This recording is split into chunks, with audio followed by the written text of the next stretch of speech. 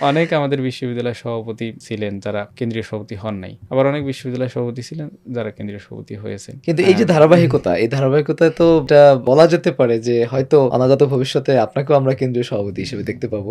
এই ব্যাপারগুলো আসলে আমরা দায়িত্বশীলদের মনে হোক, জনশক্তিদের মনে হোক, দায়িত্ব কে কোনটা পাবে এই ব্যাপার নিয়ে আমরা কখনো চিন্তা করি না, কখনো এগুলো নিয়ে চর্চাও করি না, এবং অন্যকে চর্চা করতেও নিরুৎসাহিত করি, কারণ এই ব্যাপারটা পুরোপুরি আল্লাহর সিলেকশনের হাতে ছেড়ে দিই আমরা। এবং যদি কেউ মনে করে যে তার ঊর্ধ্বতন দায়িত্বশীল তাকে সিলেকশন করে দায়িত্বে দিয়েছে, তাহলে আসলে আল্লাহর বারাকাটা এখানে থাকবে না। আমরা যেই প্রথমে আপনাকে বলেছি সূরা বাকারার আয়াতটা, যে আল্লাহ যদি সিলেকশন করে আমাদেরকে দায়িত্ব দেয় তাহলে সেই দায়িত্বটা উনি সহজ করে দিবে। আর যদি আমি নিজে সে দায়িত্ব নেই, এটা কখনোই আমার জন্য সঠিক হবে না এই ইসলামী সংগঠনে, আধ্যাত্মিক সংগঠনে। আবার সেটা আমার জন্য ক্ষতির কারণও হয়ে যেতে পারে। নবী সাল্লাল্লাহু আলাইহি ওয়াসাল্লাম যেরকম বলেছেন যে দায়িত্ব যদি চেয়ে নেওয়া হয় তাহলে সেই দায়িত্বের উপর আল্লাহ বরকত দেন না বা আল্লাহ সহজ করে দেন না। আবার আল্লাহর পক্ষ থেকে যেটা আসে সেটা আল্লাহ সহজ করে দেন। তো এই বিশ্বাসটা আমাদের আছে। আপনারা দেখবেন যে দায়িত্ব গ্রহণকালে প্রত্যেকটা কেন্দ্রীয় সভাপতি কান্নায় ভেঙে পড়ে। তো এই ফিলিংসটা থেকেই করে যে আসলে আমরা হতে চাই না, কেন্দ্রীয় সভাপতি হোক বা কোনো দায়িত্ব হোক, এই দায়িত্বগুলো আমরা নিতে চাই না, বা আমরা চাই যে